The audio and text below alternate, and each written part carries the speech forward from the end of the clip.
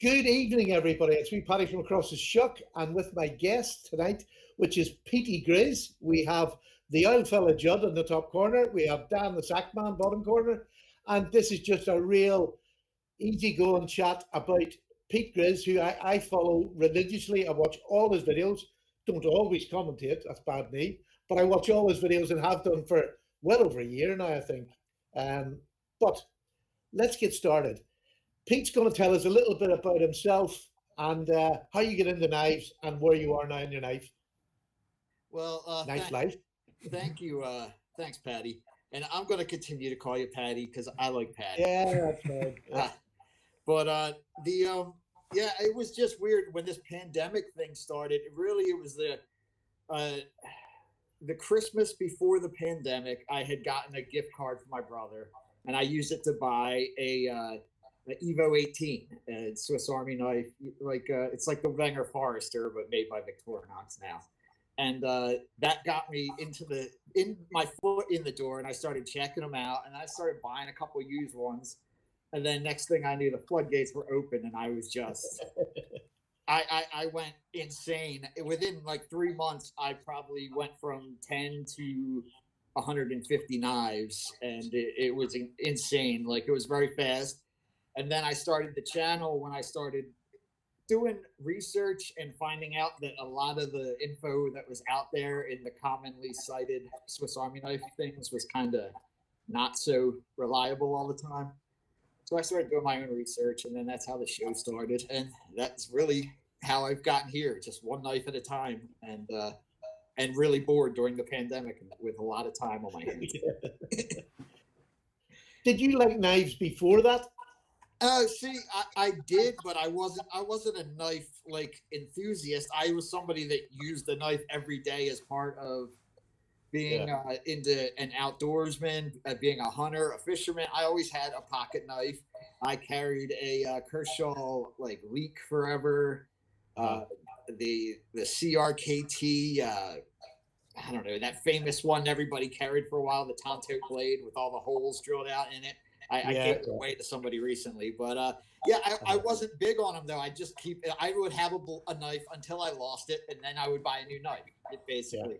But once I got into the Swiss Army knives, it was a whole different thing. Like, it was really the history of them that got me enchanted, and just seeing all the little subtle variations, and yeah, I was just hooked, and it was good. It was a fortunate thing for me finding that time. Yeah. Well, I'm going to hand you over to these other two. As people know on my channel, I just get into Swiss Army knives. I know nothing, and I haven't done any investigation. But between these three, they have got me hooked. But these two over here have me demented with Swiss Army knives. So, put it away, boys. Now, before Dan asks his trademark question, I'm going to ask him to hold his water for a wee bit, okay? I know that you're going to ask your trademark question, Dan. You have to because it's a new guest. But I'm going to ask you to hold on to it for a wee bit. Petey, just to say, it, it, I think it's important to know that my own particular journey with this pretty much mirrors yours. I joined the Multi Tool Forum and I became a Swiss Army Knight in February 2020. So I think you probably joined a little bit later than that. But I was probably right around that time. Yeah, maybe May of 2020. I joined the Swiss Army Knife yeah, Corps. and I have to say, I had such a ball being sucked down that rabbit hole of. And it was pretty much the same. I started out with two Swiss Army knives, a handyman that I'd had since the 80s, and then a midnight manager I'd got, in Christmas that year, and then all of a sudden it just blew up out of all proportion. I got a Tinker, and then it just went ballistic, and I just started getting knives left, right, and center. Job lots of them. Only I didn't buy them in yeah, like tens and twenties. I bought them in fours and fives. Yeah, yeah, But it just went insane. yeah. And I loved tracking down the history as well, but it was mostly in terms of the feedback you got from the guys on the forum, which I have to say, I just really enjoyed my time on the forum. And and it's still a pleasure for me to go back every now and again. Do you still spend as much time on it, or have you sort Uh, of I, to the I, YouTube? since I've been doing the YouTube thing, I've kind of backed off on how I'm active on other forums and stuff. Yeah. Mainly just because I spend so much there. I can only spend so much time on it, Yeah. or I find myself getting burned out very quickly. So Yeah. I've learned to just pick and choose what I focus on, and then I try to just not pay attention. I try to. There's plenty of other stuff for other people to cover. Others, I don't have to hit everything all the time. You know what I mean? Yeah. It's that's my feeling on it. But because I'm somebody that deals with a lot of anxiety and stuff, and I have bipolar disorder, and so I can get myself. My head can create any kind of anxiety from the most unimportant scenario. Can create a wall of anxiety that can just be crushing. So it's I A have simple to, comment could just be devastating. Kind Oh of thing. yeah, sure. Yeah, I could get so hung up on a stupid comment by somebody who's just trying to be a jerk, But Yeah. I'm pretty good at letting it go. But it's mostly the stuff I put on, the pressures I put on myself, not really so much other people, Yeah. Well, Do you suffer with depression as well? Yes, I do. I I did well, so I can really feel that. these knives were a big part of helping me get through my darkest depression. Yeah. I don't want to go too far down the rabbit hole, but I was going through a really dark time when the knife thing started, and my life has made a 180 degree. It's not just the knives. It's just my approach to life has changed since I was in a long-term relationship that was unhealthy. So I finally had to end that. And once I freed myself of that burden, life has been a blessing ever since, Yeah. Well, good for you, Petey. Good for you. And so long as the long-term relationship with Victorinox lasts, it'll probably keep you happy. It's keeping us happy so far. I'm a lot. Trust me. I never get long. Victorinox never nags me or or Maybe I need to get rid of this. in the morning. Does that mean I have to get rid of Sally? Sally has to go. I cannot do an eye. I've always got you, my love. Well, I think that leads nicely on to Dan's question, because Dan's been chomping at the bit for this, Petey. Yeah, no, I'm telling you this much. It's not going to be easy to answer. Oh, it is. I reckon you get it in 30 seconds. 10 seconds. Like this, and I've been waiting so long, it's ended up like this. I've chewed my fingers off. Now, I'm going to ask, what is the EDC sack? What is the sack you carry? Like, what's the one you have in your pocket every day? The EDC sack? The one that is my 99.5% of the time EDC is a stupid cameras on these phones. Master Craftsman Small. It's an 84 millimeter Master Craftsman. It's the only 5-layer they made in 84. And no, it's not because it's rare and expensive that I can't. It's because it's actually my perfect tool set, in my opinion. It's not excessively large, but it's got the file and the saw that I like having, and the scissors and all that stuff. But it's not something. It's a luxury carry. I'll put it that way. I can humble brag like, oh yeah, no, what do you carry? Oh, Master Craftsman Small. First of all, it's a Master Craftsman. Second of all, it's an 84 mil. Yeah. Love of all. I mean, you're killing me here, man, already. Can I jump in here, because I don't know what sort of price is it to buy something like that in fair, Nick? It's really not a matter of price. It's a matter of I might see one or two of these for sale a year. Yeah. Oh, wow. I did a bunch of work, and it happened to be a friend had 2 of them, and he traded me one for some work that I did repairing some vintage knives. So I was fortunate in that way. But this is actually the second one I bought. I had bought a Master Craftsman that I knew had a broken file, and I took the gamble on it because they're so rare. I sent it all the way back to Victorinox, and after 3 months, they sent it to Switzerland from America. And they were like, we can't fix it, but we can take the layer out and make it a regular artisan or craftsman. So I was like, yeah, go ahead and take the layer out. Fantastic. So this is a basically one-of-a-kind artisan with a bail, because if you actually see an artisan, they don't have a bail usually. Right. Nice. And you see that, Stephen, they've all got Phillips back Phillips. On that, Yeah. is that the reamer on the back or the Phillips? I carried the Phillips with the back Phillips all the time, despite the fact that I don't even like it. I carry it all the time. Mainly because I really like having the file. Yeah. I need a nail file all the time. Like I constantly get annoyed if my nails are sharp and bothering me, so I'll trim them at any moment, really, literally. But yes, man, that's my carry is a 5-layer, like a Ranger, the Master Craftsman, even the regular Craftsman that just adds the fish descaler. You know, if you can find it, those are my general carries. You know, if I want to have all the tools on me, you know. It's funny because we have. Oh, sorry. Go ahead, Stephen. Inline screwdriver has got to come more often in Swiss Army knives. Yeah, Agree or disagree? I mean, they do got an inline screwdriver. They got this one right Yeah. there, the can opener, right there. Works fantastic as a 2D Phillips driver. I do it all the time. This is the kind of thing you use when you got to do a small job and it's already in your pocket and you don't got to walk back to the garage to get a toolbox. You know, that's what that's for. Dan and I are constantly on the hunt for 84 millimeter, more than 3 layers or more. Yeah. With scissors, basically, Yeah. because they are like unicorns. They're Every time you find one, we're I don't know about Dan, but we're sort of caught between love and hate at the same time.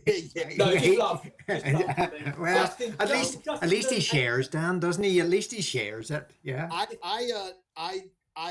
go through the same experience all the time. You know, I can't afford, like it's like I have this internal monologue where I feel like I'm entitled to every single knife I ever see for sale. But I've learned that I'm like, all right. So what I do when I see a knife and I'm like, I can't afford to buy that or I shouldn't buy it, I send it to a friend and say, please buy this knife so I won't buy it. You know? And that served me well. But yeah, anytime I really, when I can find an 84 millimeter in the wild, meaning not being sold as an 84 millimeter, just somebody doesn't realize they have it. That's the ultimate hunt, you know, yeah, the ultimate thrill totally. of the hunt, really. And I've had a couple like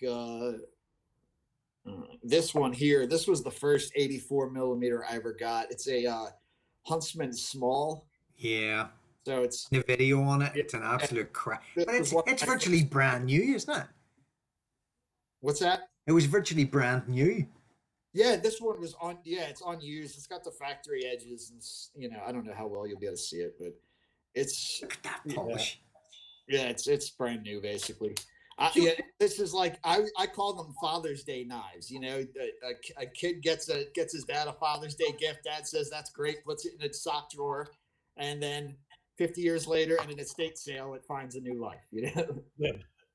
How much would that cost in the States? Oh, if you found one of these, I mean, it's tough. Probably $250 maybe 300 would be a reasonable price for in this condition.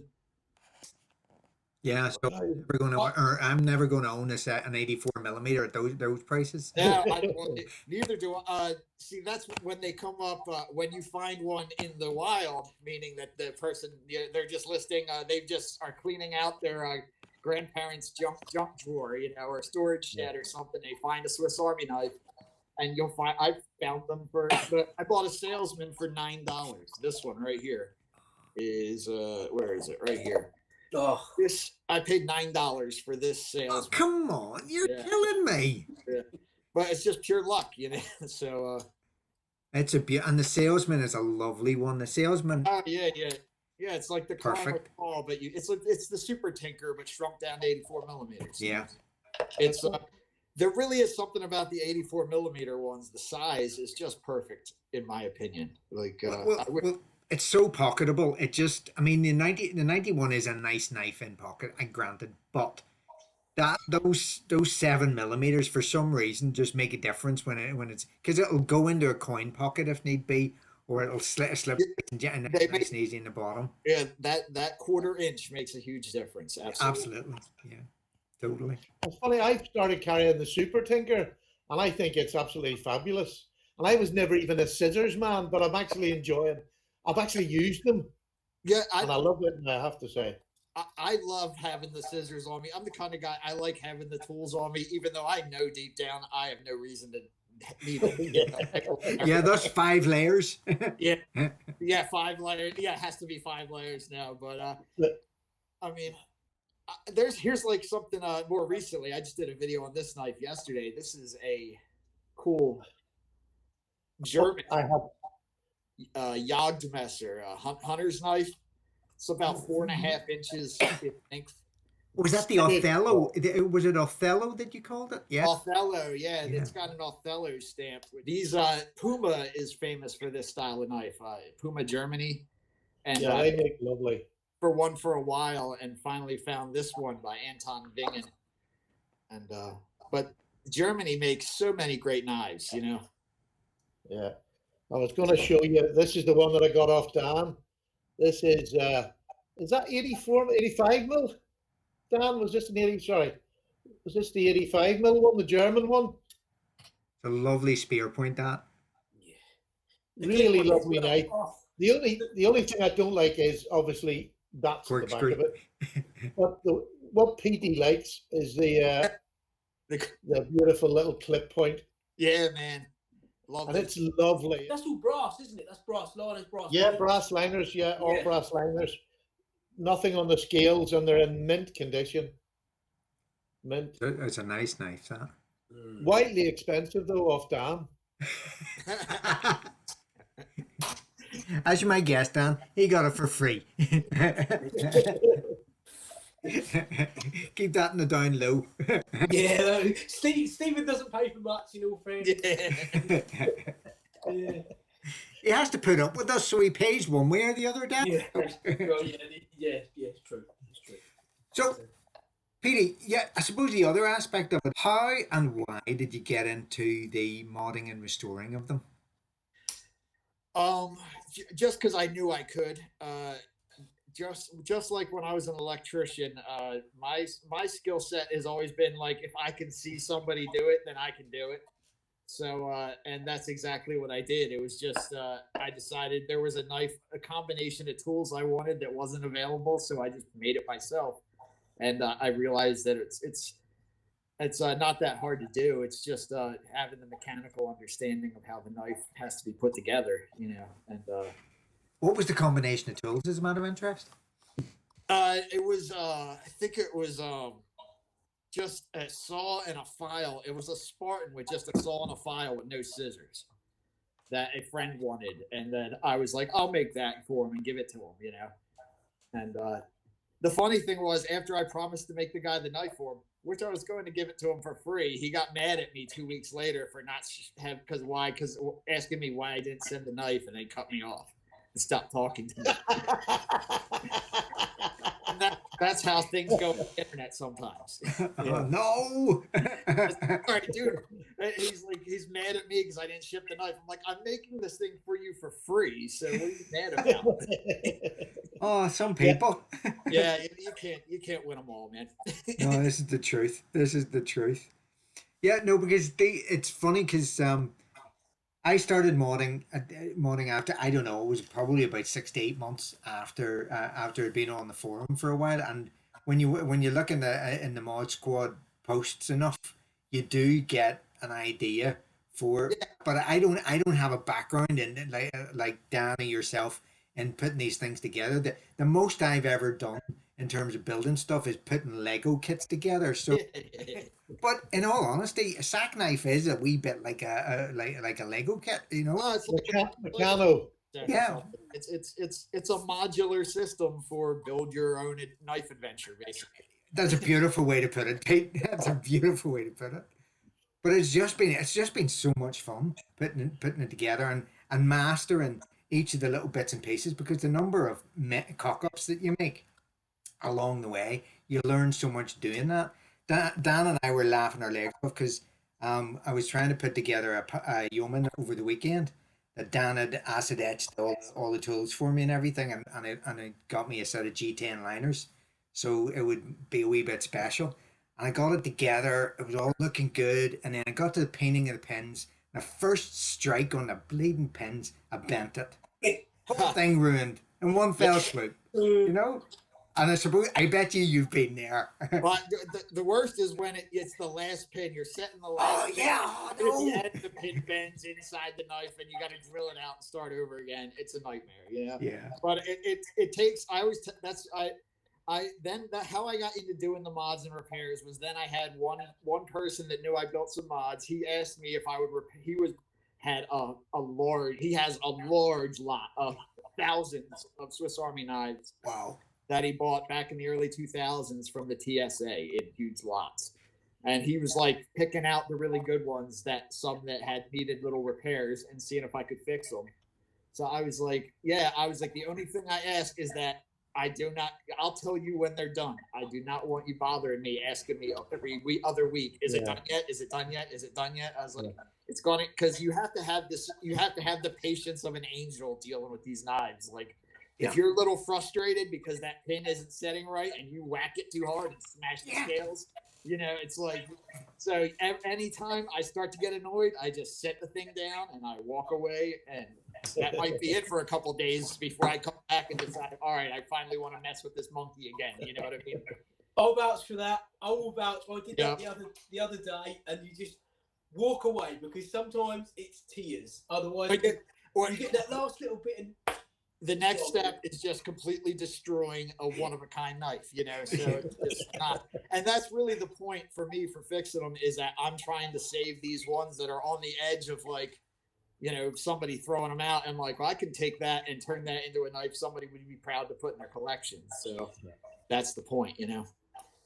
And also, I'm not looking for the moon for my knives. You know, like if I'm selling to somebody, I ask reasonable prices. I see what some people want. They always want to get the absolute top dollar for everything. It's no, like if somebody makes a reasonable offer, I see it's a lot to them. I send it. You know, in the UK, Dan would be one of the most reasonable dealers, if not the most reasonable.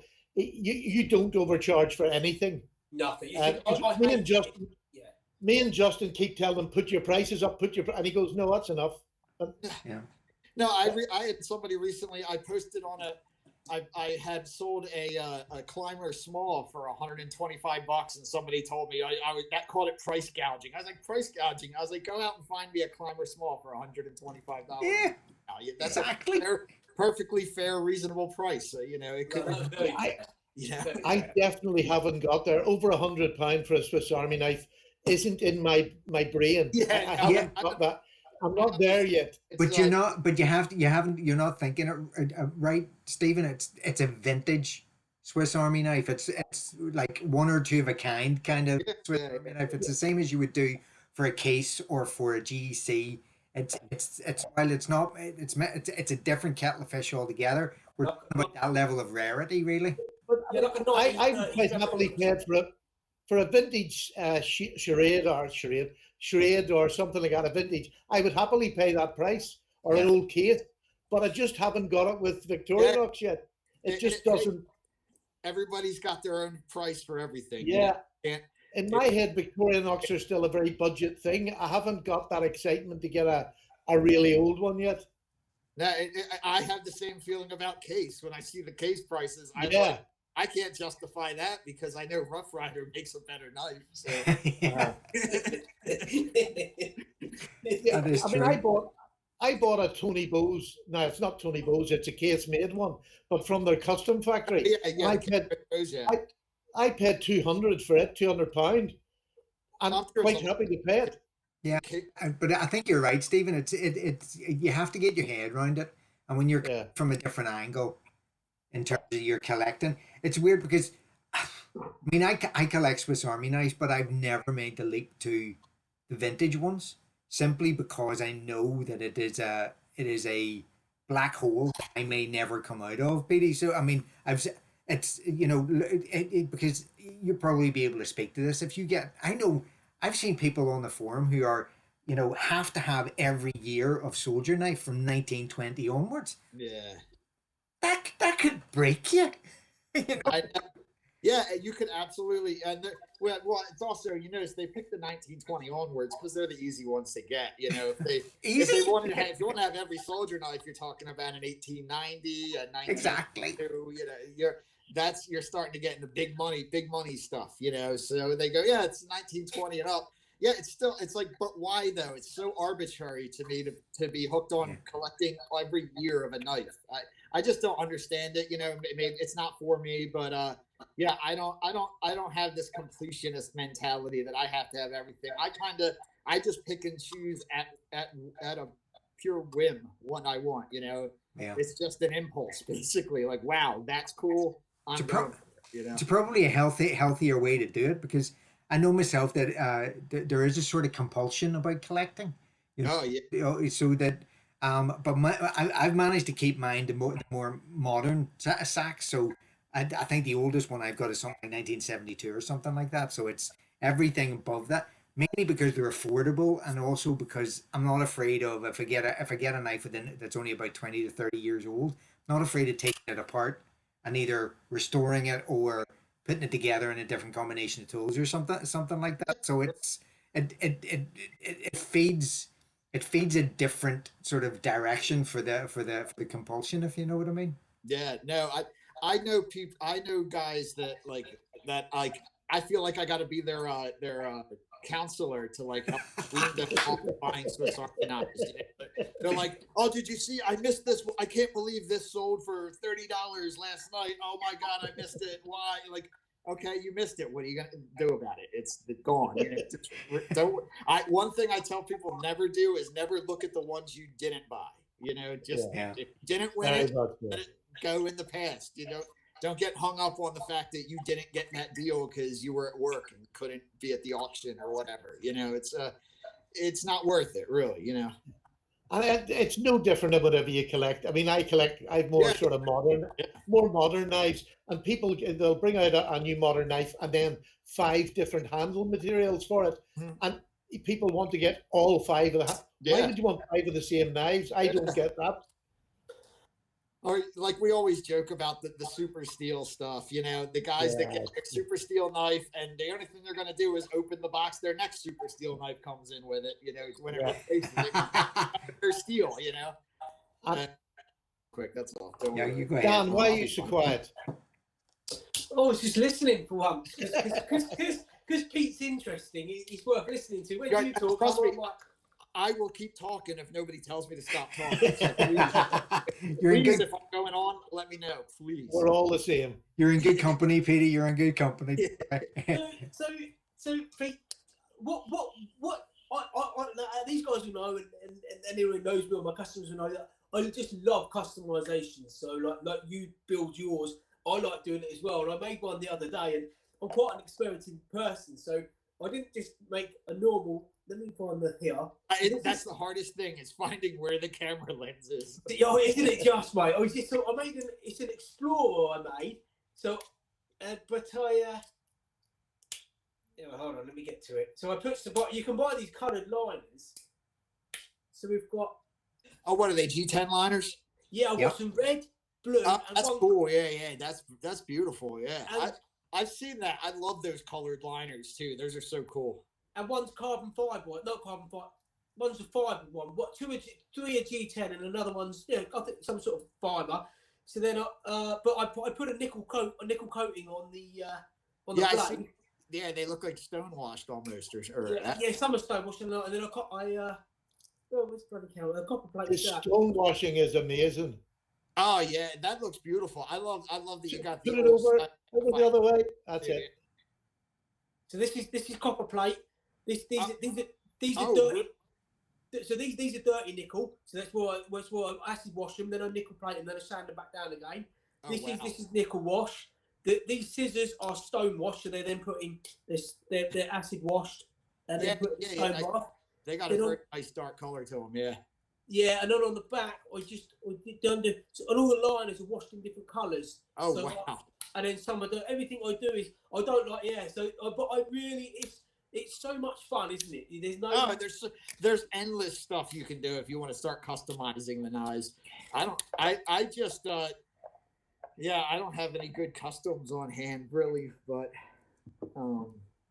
I mean, what I do have is something that I thought you might want to see, Dan. This is the 1923 that my Carta scales on, because the liners there, the scales were just shot for this one. So the Micarta turned out beautiful. It also, this had a broken spring too, so I had to put a modern spring on the opening layer to get it to work, get it working. But man, this is a great knife.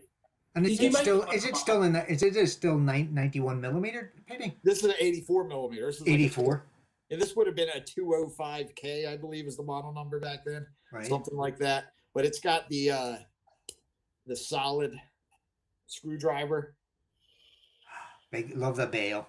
It's got the Victoria Inoxid stamp on the screwdriver. Very. Yeah, this was one Hobie. I don't know if you know Hobie on YouTube. He's another big knife. Yeah. He said I was nuts for taking this knife apart, but then I was very happy when I got it back together, because the way I did it, I was just like, I was unhappy with how the scales were turning, trying to fix them, and I was like, all right, I'm just going to take it apart, and then I'm going to be forced to restore it. And that's literally what I did. I took it completely apart and was like, well, now I have to fix it. You know, that was it. Yeah. And luckily it came out great, man. So I suspect this is one of like the early stainless steel knives, you know, from when they first transitioned from carbon steel to stainless steel in the early 1920s. That was about what was that? Mid-20s, something like that, wasn't it? Yeah, somewhere around 1921-ish. I've Yeah. heard from 1921 to 1923, depending on the sources. Got the Army Swiss stamp on the blade. You know, the Victoria, Put your hand behind Victoria it. inside the ribbon. You know, I just cool knives. But He Yeah, has, it is. he has a video up when he done the restoration of it. yeah, I Um, think I did a couple like multi-part did? series on this one. Yeah. I've watched quite a few, but I haven't seen that one. But I'm going to go back and watch that one. Yeah. It was about 6 months ago, wasn't it? Yeah, it was quite a while ago. Yeah, 6 months or so, something like that. But if you just search 1923 officer's knife, I think it'll come up. Nice. Yeah. So, Petey, how did you do the scales? Because I mean, I know Um, we've got a friend of the channel, or a friend of Dan's, is who does my Carta scales, but he CNCs them. So I mean, obviously, he did Oh, it by hand. Yeah, I cut them out by hand. I ordered, this is one of the slabs I ordered, and I messed up before I even started. So luckily I was able to get 2 scales out of one. But so I used the other slab for both. But it's I think, I don't know, 1/8 inch slab or something like that. But I literally just shaped it by hand. I cut it out with a little handsaw and sanded it down. I did use a Dremel to get for some of the rough shaping. You know what I mean? It didn't take long at all, really, but because this I did notice with this burlap micarta, it's kind of hard to get it smooth because it's almost got like uneven edges inside where all the cotton fibers are and stuff. Yeah, you like that, ain't you? You're more of a Hessian burlap.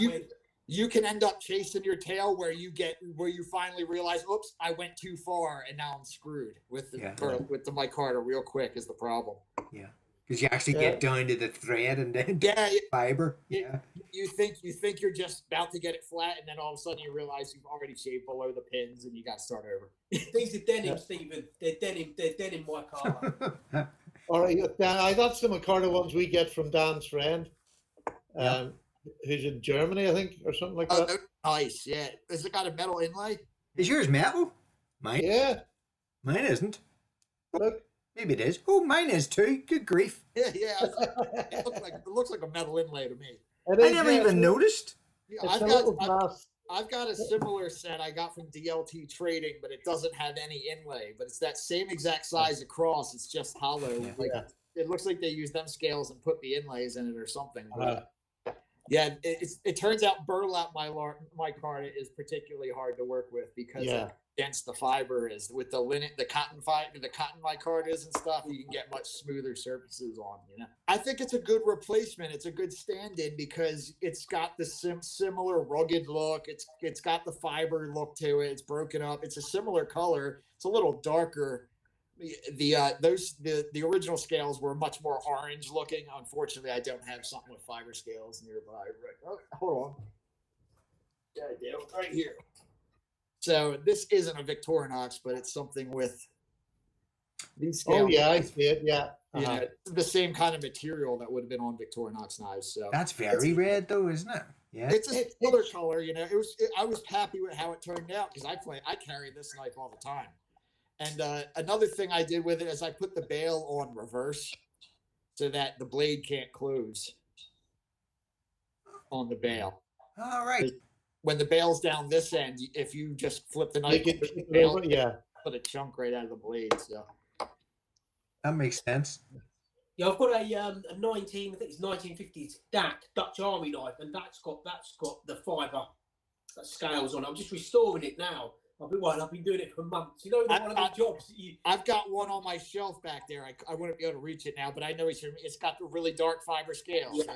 Yeah. But the blades on that are so nice, like high carbon blades. Oh yeah. There's some really nice knives. Well, it's in bits. I've just sort of cleaned it up and I've polished the brass. I've just taken my time with it because it's yeah, you know, it's one of them. No, Yeah. you definitely want to take your time with them. I mean, this is where I got the idea to put that bail backwards. This is a Boker 7594. So this is called the humpback knife because they got the hump so that they can accommodate a very, but yeah, this giant punch on it, you know. Wow. And a Phillips driver. But most importantly, what it's got the bail is out of the way by being behind the blade. And your thumb That actually makes it nice for your thumb. Yeah. thumb actually fits in that groove right on that Perfect. tip very nicely like that. Yeah. I've been very tempted to get the Boker one because I like Boker knives anyway. They're just so expensive though. Oh my Yeah, God. they're so expensive. I mean, they But- sell you for $300 or something like Yeah. that. And The you, more expensive over there, they're cheaper for us to buy the Boker knives over here. yeah, Yeah. You get a real big heavy wad of money put on them over there. yeah, we get wallops. Trust me. Yeah. Because when I bought the Boker club knife in Desert Ironwood, Oh, I've wanted one of them for a while. What's that? Like a little pen knife? yeah, it's just a single bladed spear point. That's a lovely. It's a beautiful, and the wood is absolutely stunning. You know, it's so well figured. But I mean, it's about 120 for it here. Did you But get that apparently in one? America, it's about $200 for one of these, or a Yeah. bit more. Probably is about $200. But it's funny now, because we're across the water, we get very limited supplies of American knives, whether it's Saks, you know. I don't understand why Saks aren't more popular over here because they're a pretty reasonable price for most people to start on. Yeah, And I think and they're legal to carry, right? Yeah. they're legal to carry, yeah. Up to the 91 millimeter. Yeah. Except for the big locking buggers. Yeah, Yeah. of course not the locking ones, obviously, but Yeah. Yeah. But I mean, it's probably as much for the culture of it than of carrying a knife here. Yeah. I think in your neck of the woods, Petey, it's definitely part and parcel of the culture of America. Every kid had a pocket knife kind of thing. no, not when I grew up. I was Really? It changed in my father's generation. That was certainly true. Every kid had a pocket knife. I was probably towards the end of that. I still live on a horse farm that I grew up on. And so I grew up on a farm hunting and stuff. So I always had a pocket knife. But yeah, it definitely wasn't normal for all kids. And in my state, New Jersey, happens to be one of the states that has some of the harshest knife laws in the United States. Oh, really? So yeah, until very recently, until a group called Knife Rights started Yeah. fighting in New York and New Jersey, we had problems carrying automatic flippers and stuff like that. It basically, if a police officer could force a knife to open, it was a gravity knife in their eye, you know. Good So grief. any it open or even just that flips open was out of the question for a long time. Yeah. But recently they've kind of eased up on that. I Yeah. have to say, in my day now, we did carry a pocket knife. We all carried them in school, everywhere. Yeah. No, but in your day, Stephen, they were made of stone. I was going to say that. I was going to say that. In pocket knife. I don't swear, but there you go. Yeah. I'm sorry, but you walked right into that. Come on. I was in Boy Scouts and all the other Cub Scouts. They all had their Cub Scout pocket knives and stuff. So I mean, I guess it was kind of normal, but in school you definitely weren't breaking out your pocket knife in Yeah. school. Petey, so what's going to be your next project? Oh man, I probably I've been getting a lot of requests to do an updated whole collection video. So Oh Yeah, no, I know. yes, yeah. at 1,600 subscribers, I figure I'll let everybody know that when I hit 2,000 subscribers, I'll do another collection video because it takes. Remind me when you get there, and I'll give you a big shout out on the channel too. I appreciate that, Patty. Yeah, I'll let you know before it happens. Yeah. That could be judging by YouTube, it could be anywhere from 6 weeks to 6 years from now. Yeah. So Pete, do you do like when you do your customs and stuff like that? Do you do anything like different, like I showed you earlier, like with some copper or nickel plating, or like this one here? I filed the back of the. I really, yeah, I haven't done too much of that really. My main focus has been restoring old ones that were on the edge of falling apart, basically. Yeah, that's not. I did see a video of yours doing one. I fixed a few, like I just fixed a Blue Fisherman that had a broken blade. You know, the Blue Fisherman is extremely rare. I just fixed what I was showing earlier is this is an Angler Deluxe that has the file. So it's like a Fisherman, but it also has a metal file. Apparently made the Fisherman with saws and files, like as an upgrade back in the day. So you find them once in a while. I call them like a Fisherman Deluxe or whatever, but I don't know if that's the technical name. I know I don't get too hung up on the name. I can't possibly remember every little detail that Victorinox has made up. So, yeah, also the thing is, I found that it helps with engagement if you purposely say stuff wrong once in a while. So, that all the time. I will just say something that is blatantly wrong because I know 20 guys will go in the comments.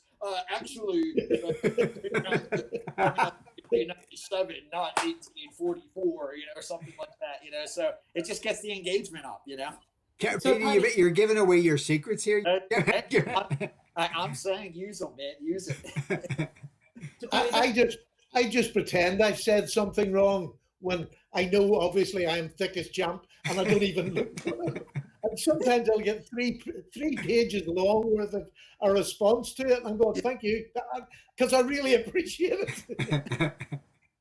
You get a whole Bible worth of. Yeah, it's amazing, and it's lovely that they take the time to sit and do it. Oh yeah. So that's the thing is, I treat every person I interact with on the internet as if they're somebody who could potentially be in a delicate state who might need to reach out to. That's how I treat everybody with that ground level, that I assume that this is somebody who maybe is in pain or something, maybe feels like I've felt before in my life. So I try to be nice to everybody, but every once in a while, somebody really gets under your nerves. Definitely. Oh, well, yeah. But that's a beautiful approach to take, Petey, and it comes across very, very nicely in the videos and everything. So, yeah, it's a nice way to do it. Steven's the same, pretty much. He tries not to tick anybody off, but, but looking at that face, it's inevitable. I mean... Dan, you were about to say something there. Sorry. Oh no, I was just going to say so that knife you just showed us, Stephen. That was that's the Grand Prix, but that's quite a sought after one because you got the flat file with this the flat the flat screwdriver with the. I just love the little car. Yeah. The little Grand Prix, the mechanic. Or automobile or something. Yeah, that's There's a couple of variations of that. One was like pretty, one was hot stamped, and then there was because you've got the one with the flat screwdriver. It's more desirable. You've got the engineering screwdriver or the technician screwdriver on the back of that. Yeah, if I got that technician screwdriver, that's always I've got it. Oh yes. But that we won. Yeah. Let's be honest, if you're getting into something that's got a screwdriver, that's what you really want it in line rather than sticking out the side with this. They did make the Alox with an inline screwdriver, didn't they? With the technician screwdriver. I can't think. Do you know it, Petey? What they did there's one called the Handyman and another model called the Handyman that was like the 7236 MAU that has a technician file. It's basically like a Master Craftsman, except instead of a clip blade, it has a technician's screwdriver. Ooh. That and that's the one. The Cadillac is the one that has the technician screwdriver. It was like just the file and the technician screwdriver.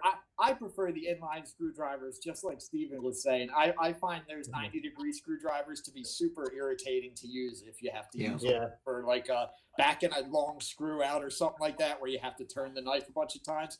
It's great. You just need to break something loose, and then you can switch to a screwdriver. You know, but it's funny. Justin made me this one, and I've got a back screwdriver. Oh, I've got the thicker back screwdriver, but then I've got an inline one, I've got the inline one. Oh, hold it up. Okay, yeah. So if you need a bit of torque, you use the outside one, but this is gonna finish the job off. Yeah, but to be honest, I mean, the main reason I like the back Phillips, now this is a compact that I put the back Phillips onto, so it's a sort of proper, it's a Duke of Ed mod, if you want. But the only reason I prefer the Phillips is because it's more comfortable in hand. That's it. You know, you don't have the ridges of the corkscrew biting into the palm of your hand. And to be honest, that's why the 93 millimeters are so much better, because they don't have any back tilts. If you see if you could do like an 84 millimeter Recruit for everything with flat back springs, I'd be happy. That's exactly why I like the Salesman, the Master Craftsman. I like anything that has that square Phillips because of how it feels when you're not using that screwdriver. Basically, I don't care what the screwdriver is. It does stick out less than the corkscrew. I find the corkscrew annoying to hold. You know? But, I can't understand though that sack knives they're so inventive, and they make some lovely tools. To still in this day and age to have a corkscrew when most wine bottles are turn cap. Yeah, I really think they need to make something else and lift it again. It's stiff, isn't it? It's because you can put the mini screwdrivers. You can put the fire starting kits in them. They're quite versatile. I mean, it's also because you can do other stuff with the cork. I've used the point of the corkscrew to pick stuff out of like little areas and stuff to get splinters out. I've certainly used it to untie plenty of paracord. That's what the corkscrews really at, is if you've got a really tight knot in the paracord.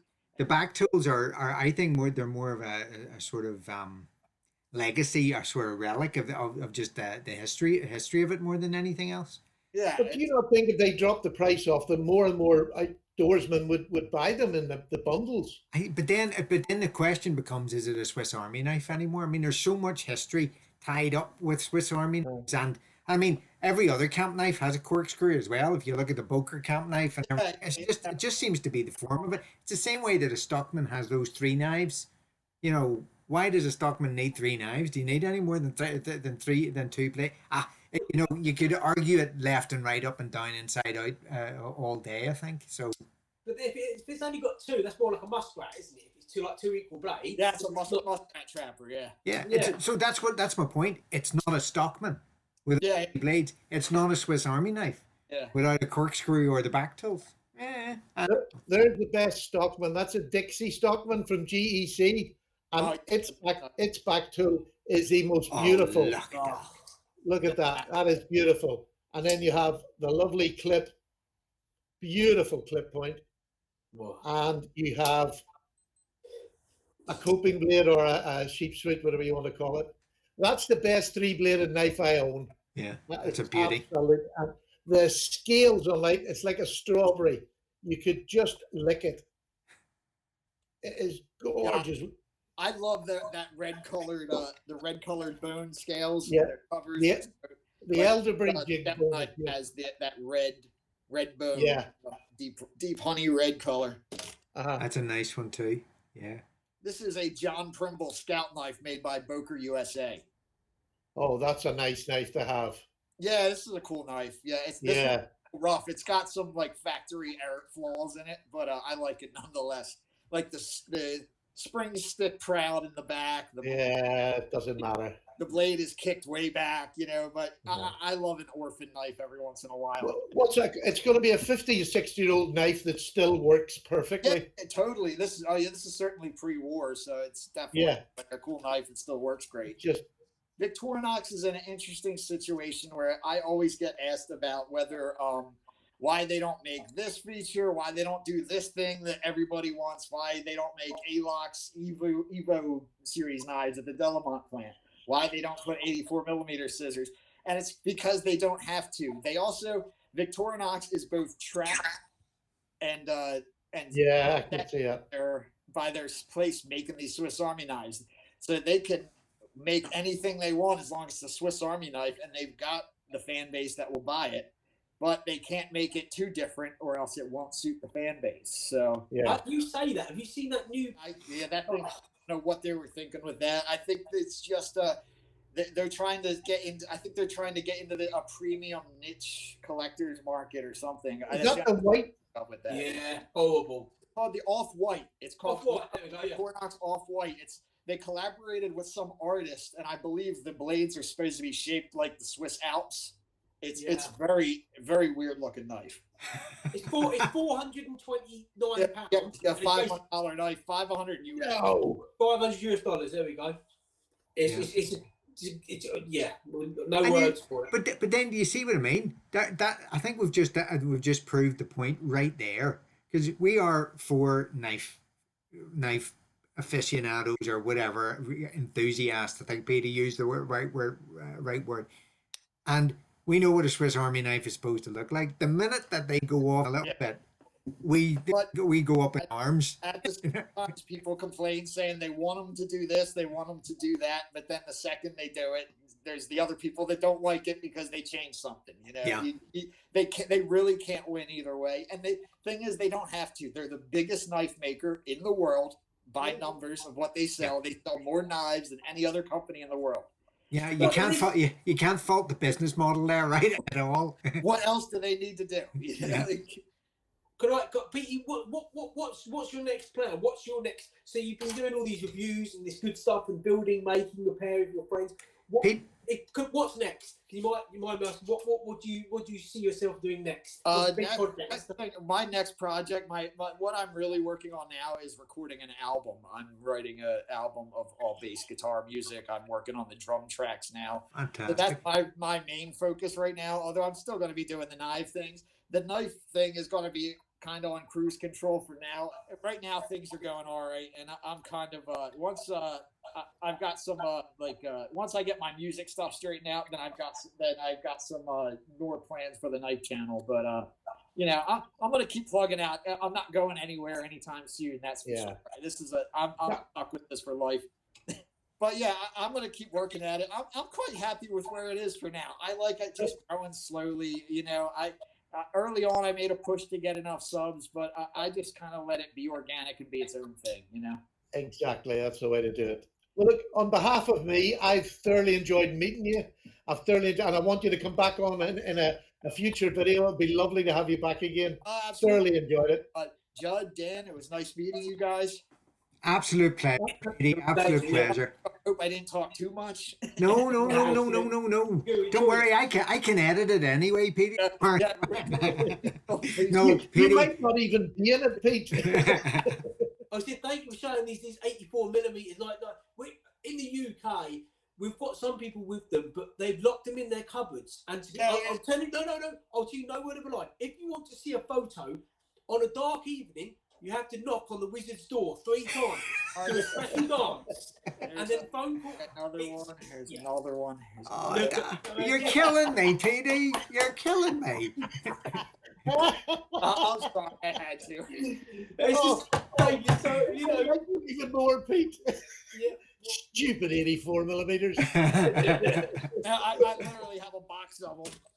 Oh man, it's great. No, do you know what? It's just nice to see that you've got them and that you are storing them, you sell them, you give them away, you're doing whatever. It's nice to know that there's someone out there getting these things going, look, I need to repair this because this is a bit of history or whatever. And we're I'm not just hoarding them too. I've got a few that I keep because they mean something to me, but now I just get them and move them along because people bug me. I have a list of people who are like, hey, if you see this knife, get it for me or whatever, So anytime Dan gets that for seeing Justin every day.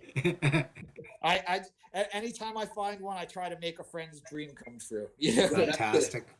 Yeah, that's beautiful. Don't worry, Dan, you're safe. You'll not get one. Stephen, and you ring me up crying while I've got no friends. And he hasn't even had a rant. Good night. I'll have one now. All the best. See you, Take care, Petey. Pete.